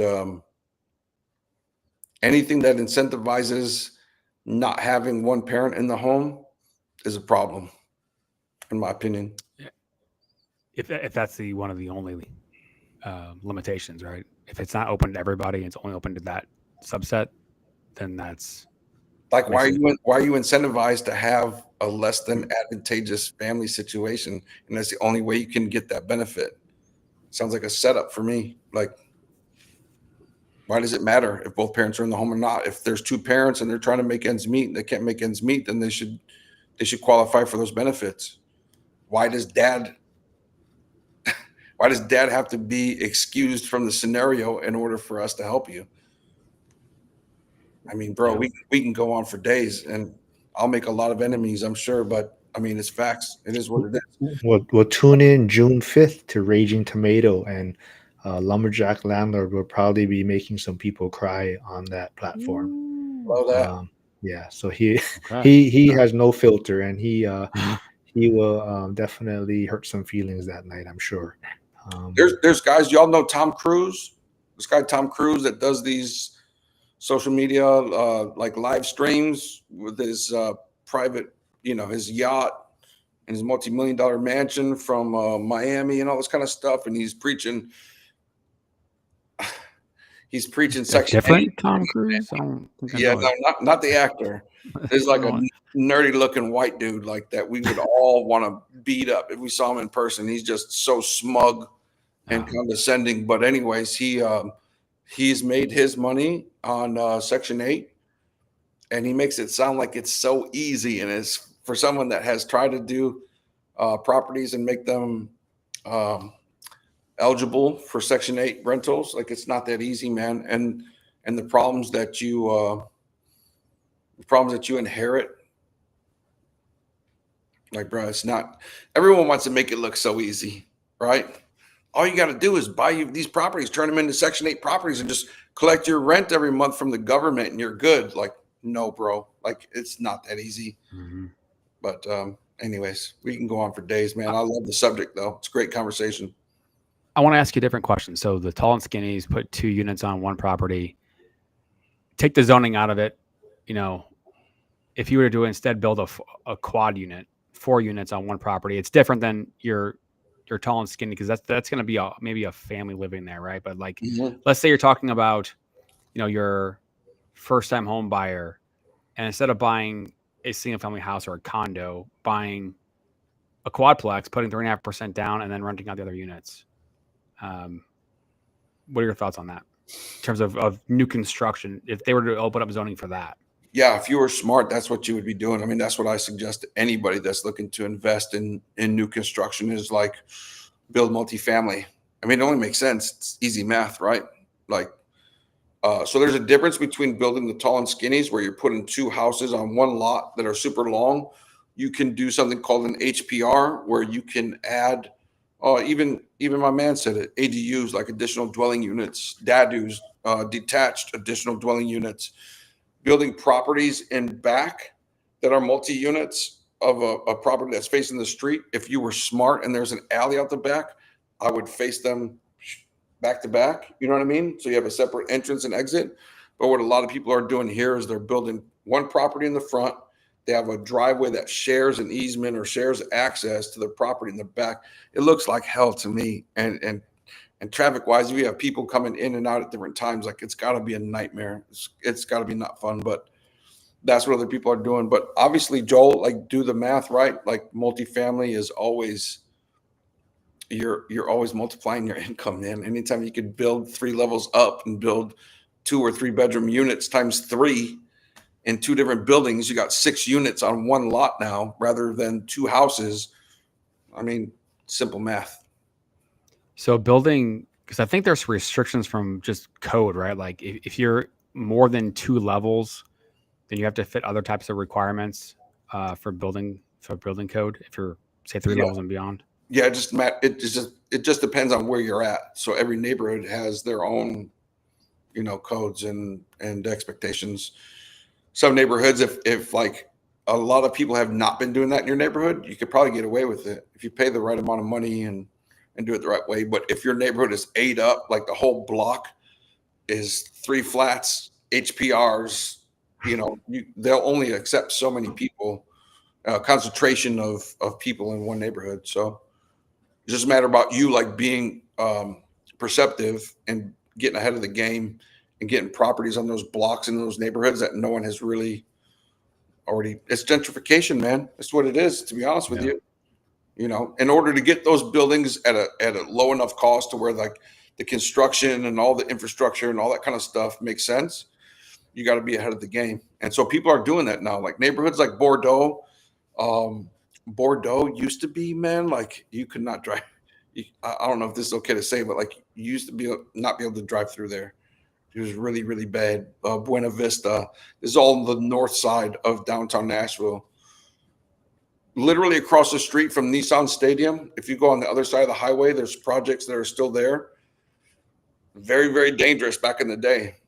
But if you go one block past the projects, multi-million-dollar, tall and skinny's up and down every single street.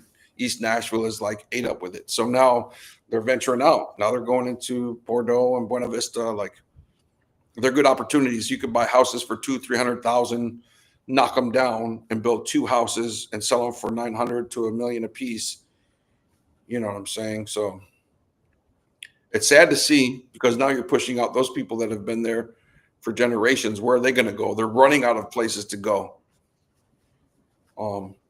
And I don't know what the solution to that problem is, but I think it's nationwide. I think that's kind of it's a real estate trend, obviously for generations, right?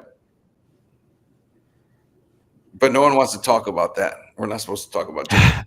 It's not a real thing. We're not responsible, but it is a thing, and it's sad.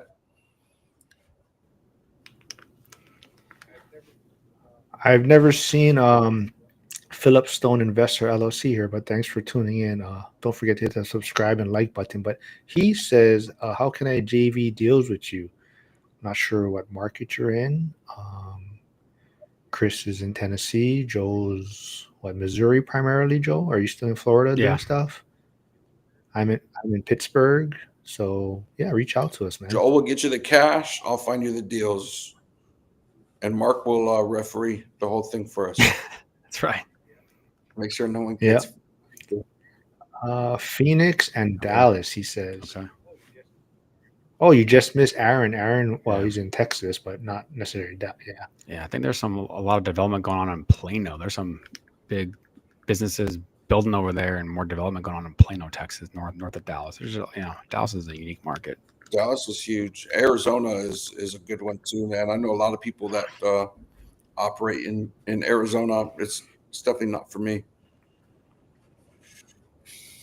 I just don't know enough about the market. Just like St. Louis, man. Like you could find a really good deal on one street, and the next street over is a war zone. You know what I mean? Like you just don't know. So that's why I choose to like operate in places where I know I can go and look and see. Hey, Philip, any social media channel that there is, I'm Hustle Dad, just like it sounds, Hustle Dad with 2 D's at the end, and Joel. Yeah, I threw a link out there, but I think I might have put it on the wrong place. I don't know what I'm doing here, but Joel's email is chicagobearsrule@gmail.com.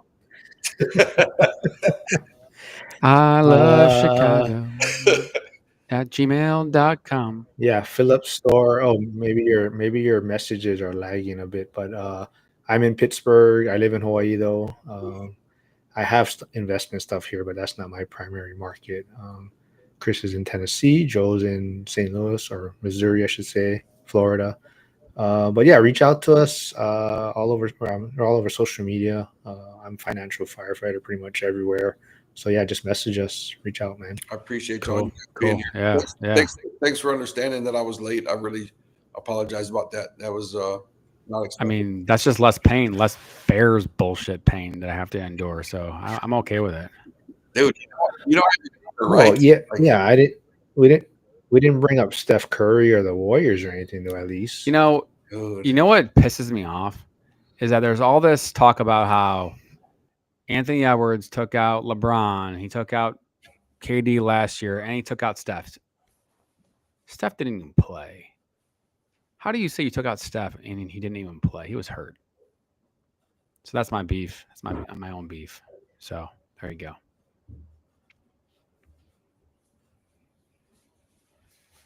New York. Philip Stone says he's in New York, but cool. Yeah, man, reach out. I'm sure we can connect and have a chat. It'll be fun. Yes. Oh, Joe's blocking you out, man. Joe's blurring you I out of can't his figure out own how to live. get it on there, but that says Peyton, Yeah, yeah. and then this one, bro. Who is that? Who is Peyton? I don't even know who that is.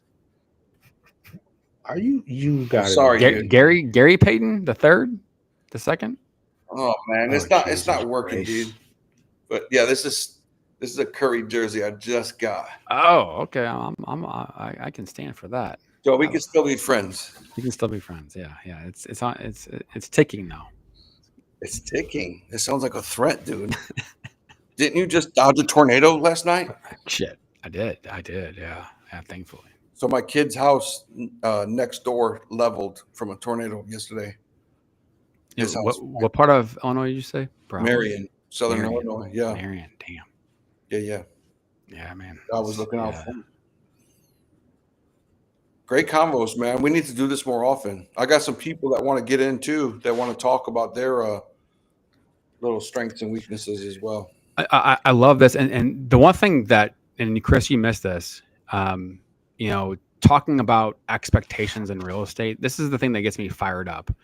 Is that, you know, yeah, COVID happened. There's a lot of, you know, rising tides lift all boats kind of a thing that happened, but we're kind of getting back to the, you know, the 5 years of suck, as Mark mentioned earlier. 5 years is, you know, get into a deal or a few. It takes 5 years to really see the fruits of your labor, and that's, you know, when I first bought got my rentals initially in 13 and continued to scale. I mean, it was a grind. But that's one of the reasons why I keep talking about on Strive for 25, the increasing income. If you can increase income, then it gives you more margin for error as you get into more investing strategies in real estate and things like that. So that's why, you know, talking about income, and Mark, you know, you're an active duty firefighter in Hawaii, also investing in Pittsburgh and doing the social media thing. You're a heartbeat away from getting monetized on YouTube. So that gets me pumped up to hear that and see that. But, you know, real estate is the end game, right? Real estate for me is, hey, I'm in a 100% commission job. I need to have something, another lane that I can be building that takes the pressure off, to have that hope that, hey, I'm going to be putting all this work and effort in, that I don't have a light at the end of the tunnel. I need that light at the end of the tunnel. And that for me is real estate, to have that lane growing. So at some point to be able to take the gas off the pedal. So to kind of wrap things up here, you know, Mark, what's the one major thing that you're working on next year or so? Is it social media? Is it YouTube? Is it income? Is it what are you working on? Getting all the original people that used to come on my channel all the time back on.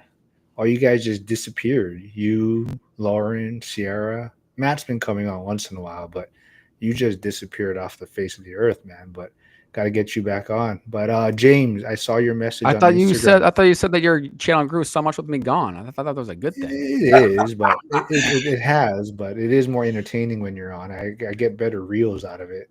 Yeah. But James, I did see you message me on Instagram. That's Philip Stone Investor. I'll message you after. But also, if not, check out the school community. It's a great place to be.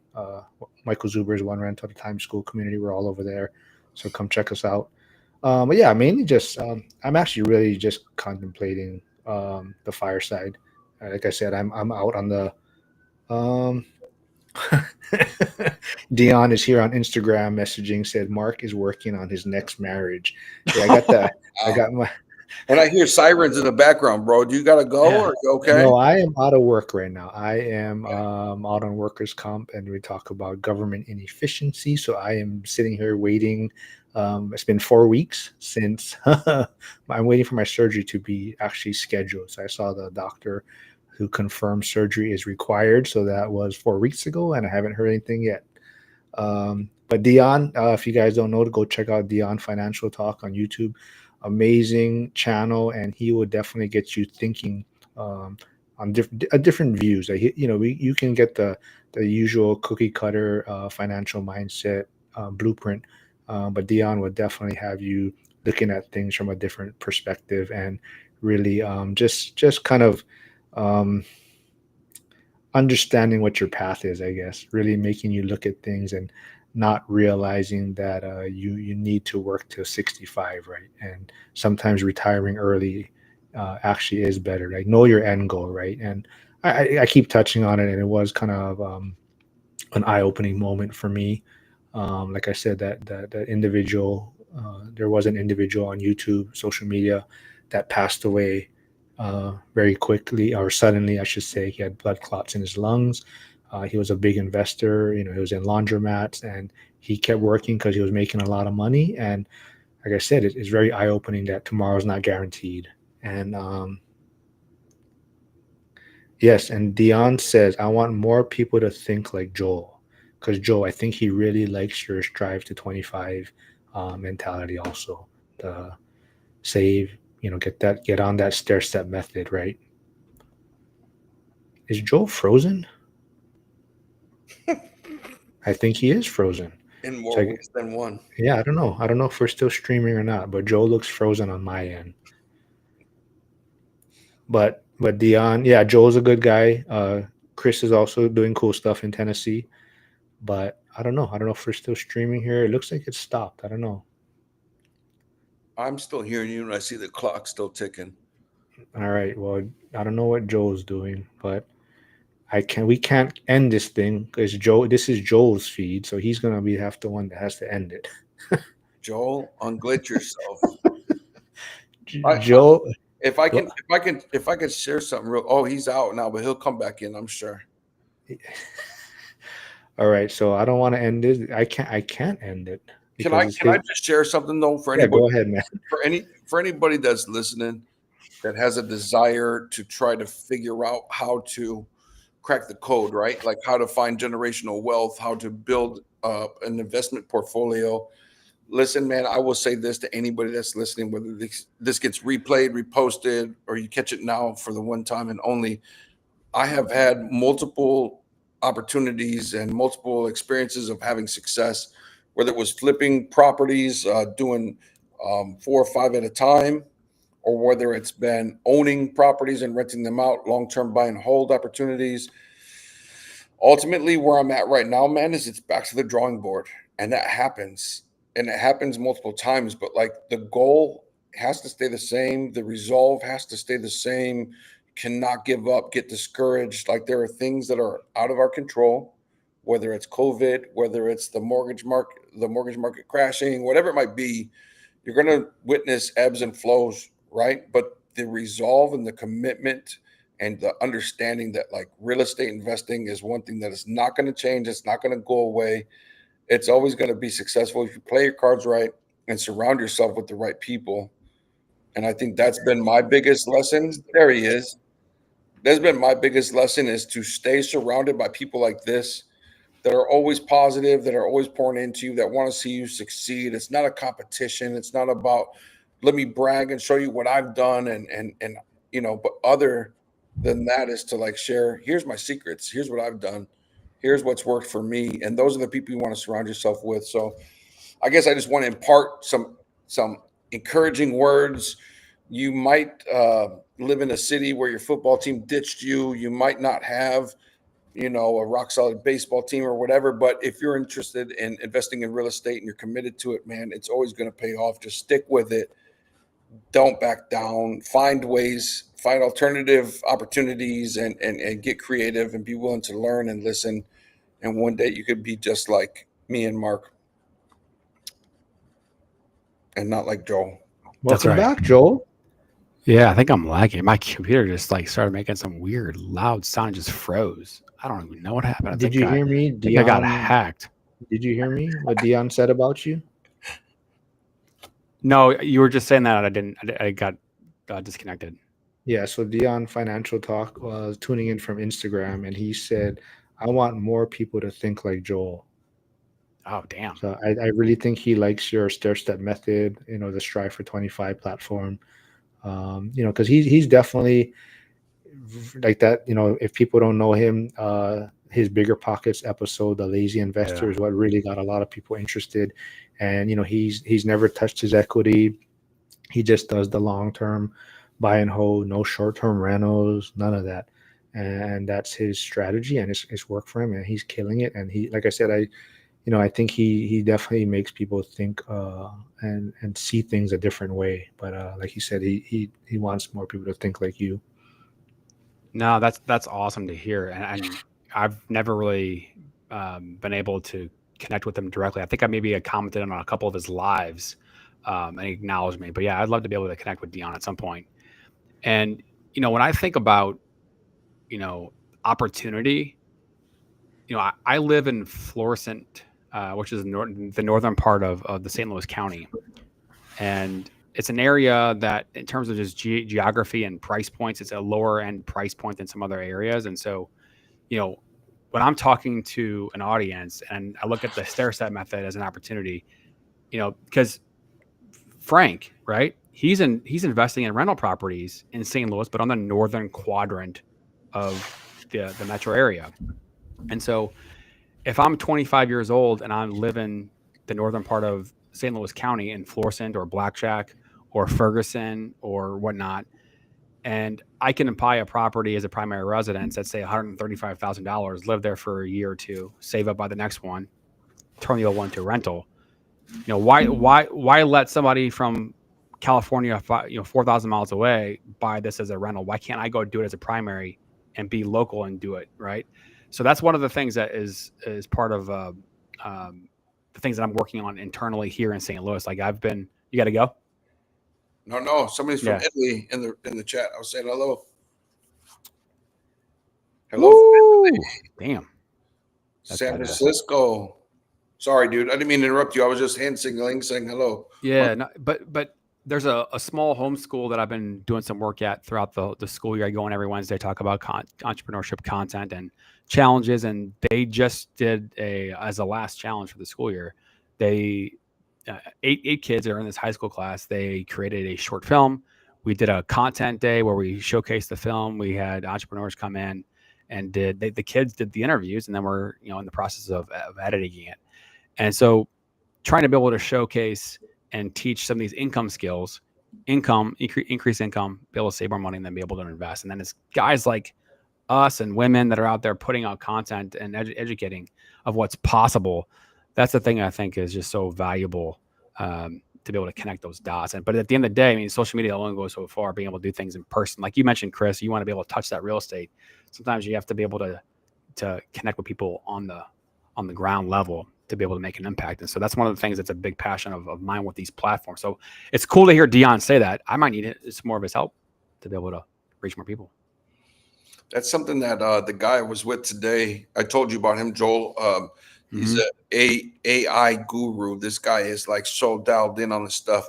And we were talking today while we were golfing. I was like, you know what? The only thing that's going to save us is the fact that people are still going to need and desire that human interaction that you can't duplicate. You know what I mean? Like, I need to look you in your eye and talk to you before I make an investment of $1 million and let you know, like, if you burn me, Jack, I'll be at your front door. No, but on a human level, like, we need to have that interaction. That's something that AI cannot duplicate and will never replace. And it's something we need to get back to, man, back to basics. Let me connect with you. Let me get to know you as a human being and see if we can operate together. Mahalo. Yeah. Do you remember Travis? Joel, I just checked out. He's in the fire department in St. Louis. In some small county probably, but I just reached out. He said everything's good. Okay. That's good. Just messaged him to see how he's doing, but he said he jumped off Facebook for a while. So, but yeah, I told him jump in over here and make trouble, but I'm not sure. It looks like Metro got affected by the storms last night, huh? Like across from the zoo and stuff. Yeah, I mean, it touched on a couple different random areas. Yeah, there were a couple of buildings that just got torn up. Really scary, man. Yeah. Really scary. All right, y'all. Anything else you want to tap into before we jump off here? No, man. Just like I said, just jump back in our regular lives. Well, I'm pretty much doing it regularly now because I'm out. I'm not working, so it's easier for me to be more consistent. I don't have to juggle things around as much. But you're doing one on Monday, Wednesday, Friday. Right? I got Monday, Tuesday, Wednesday, Thursday's my regular stuff with Zuber now, and then Friday I'm gonna have 2 people from Pittsburgh on. doing a live. One is the kind of my broker agent guy, and one is going to be the contractor guy. So I think a lot of people will tune into that one, kind of pick their brains. But I just did an interview with Omar, who is the contractor. So if you want to see a long form content, go check out my channel and go see the video with Omar Mohammed. Cool guy, super good guy. So on my side, every Tuesday I'm going live, and then every other Saturday, and just trying to pull in people in different markets all together to talk shop, just like this. So do you think Taggart would be somebody that would come on? Would he be willing to come on live? Yeah, Jeremy would. He's trying to. So he's Jeremy's another rock star agent in Pittsburgh. He just was on a Bigger Pockets episode. Oh, really? So yeah, he just made it on there. He's actually stepping away from the I wouldn't say the transactions, but he's kind of letting his team handle the transaction side. He's going to be more of the kind of lead gen. So that's why he's trying to get out on social media a little bit more. So definitely he'd probably be willing to talk and stuff. So he's actually gonna be on Tuesday for my channel. Sweet. Yeah. So if you come across anybody that you think would want to come by on this side, let me know. Yeah, Jim is a little upset because I made fun of his shirt that he was wearing the other day on a Zoom call. So, but basically he said nobody's tuning in for me; they're tuning in for the people that I bring on. And I have to agree with you, Jim. But I'm glad you pointed that out to me. That's why I like Mark, though. He's a ball breaker from like no other dude. Like, I love it. I think it's great. I think it's awesome. I appreciate you having me, Joel. Mark, good to see you again as always. Good seeing you, man. We'll get you on some lives too with on my side, and that way I don't just randomly pop off too. Like I don't let the other people hanging on the channel. Yeah, I'm good at that. You're welcome. Just take the air, talk about what you want to talk about. Oh, shiza. It's great, man. Like talk about the backside. I like talking to y'all, man. I think it's a great subject. I think something that we could definitely stay consistent with and grow this community, man. Love it. Love it. Coast to coast. All right, guys. Yeah. Go Bears. Yep. Go Bears. Go Warriors. We love you, Joel. 2026. All right, y'all. Have a good weekend, everyone. Have a great Saturday. All right, thanks, guys. See ya. Bye-bye.